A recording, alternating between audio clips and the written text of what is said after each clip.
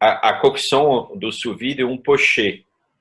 Isso quer dizer que sempre é uma cocção em imersão, dentro de um líquido, e principalmente que não excede uma temperatura de 100 graus. Então, estamos falando de 95 no máximo. E o mínimo, aí vai depender muito da legislação em vigor no país que está atuando, porque, na verdade, o sous vide, ele ajuda a preservar a questão dos nutrientes e a maciez, vamos dizer, de determinados elementos, né?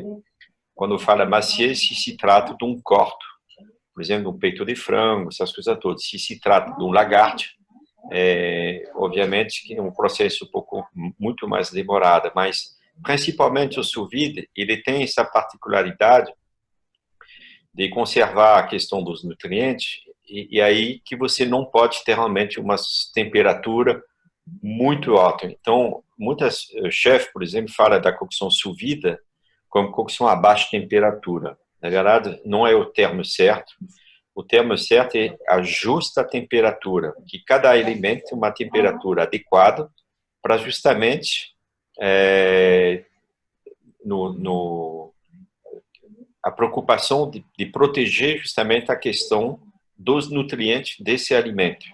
Então, você, a princípio, se não tem uma cocção, uma temperatura mesmo para um peito de frango, que vai ser aplicado para um lombo de porco, por exemplo. Tá? Então, a particularidade do sous vide é justamente isso. Ela consegue a proteger a questão do nutriente, e quando você vai cozinhar um alimento na justa temperatura, você vai conseguir manter uma umidade, né?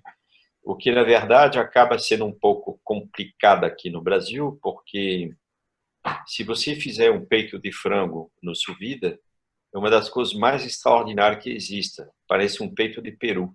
Só que as pessoas são tão acostumadas a comer um peito de frango ressecado, que ele acha que esse peito de frango não é peito de frango, ele acha alguma coisa. Então, você percebe que a reação da memória gustativa acaba influindo sobre a reação do teu cliente. E isso acaba impedindo, eu diria, de você aplicar de uma forma adequada, muitas vezes, a cocção sous vide. Na legislação brasileira, principalmente, você que é nutricionista, considera-se que só a partir de 63 graus.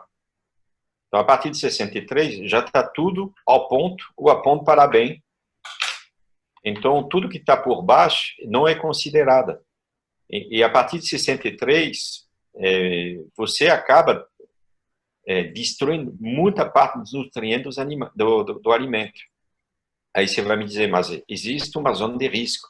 De fato, existe uma zona de risco se você cozinhar abaixo de 63. Você vai realmente ter um alimento mais úmido, com os nutrientes realmente preservados.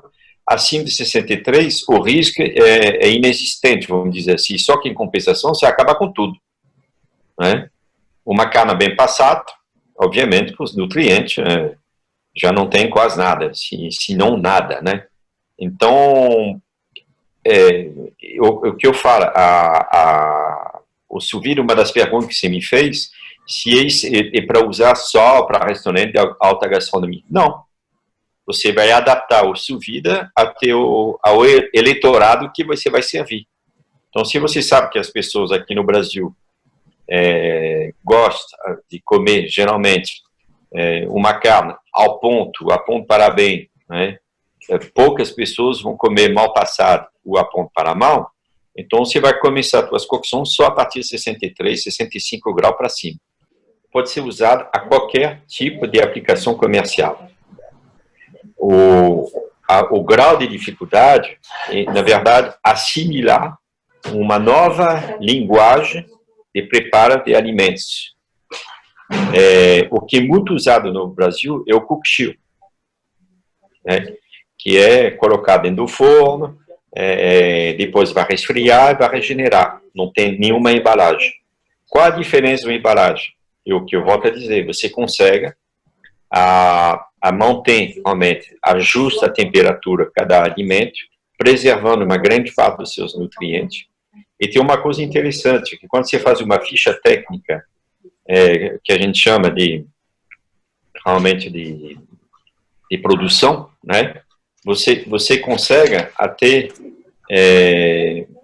por exemplo, a gente faz vários testes, né? Você tem um resultado significativo na questão do rendimento. Um lagarto feito no sous vide, um lagarto feito no cook-chill, você consegue ter o 25% a mais em rendimento no sous vide que se for aplicado de uma forma clássica, na panela ou no forno.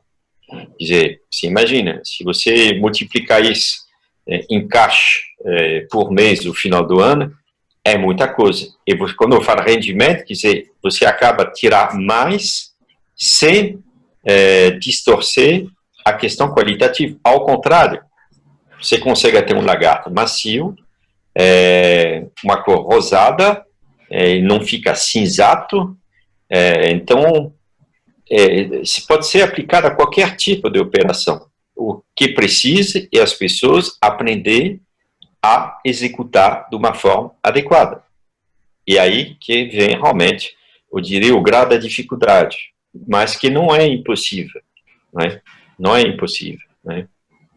Agora, para responder objetivamente a pergunta, para mim, sous vide pode ser aplicado a qualquer tipo de finalização comercial, né? Ele é um alimento que é colocado numa embalagem específica, não é qualquer saquinho de plástico, tá? Isso é fundamental, né? Porque a gente sabe que o plástico, numa certa temperatura, ele acaba transferir, por ser de produção química, né? E o plástico pode ter realmente uma reação com o alimento e, portanto, com o metabolismo da pessoa na hora de injeção, de ingerir. Então, são embalagens específicas para cocção sous vide, tá? A embalagem para armazenagem de um produto, por exemplo, você vai pegar um produto cru, eu vou colocar para guardar na geladeira, vou embalar no sous vide, no vácuo, é uma embalagem específica, a da cocção e outra, tá?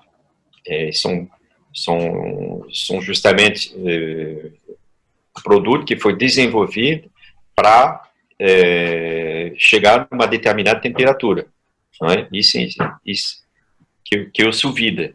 Depois, o que o sous vide vai te trazer? O que eu já falei, rendimento, qualidade, conservação dos nutrientes e, sendo bem executado, segurança alimentar.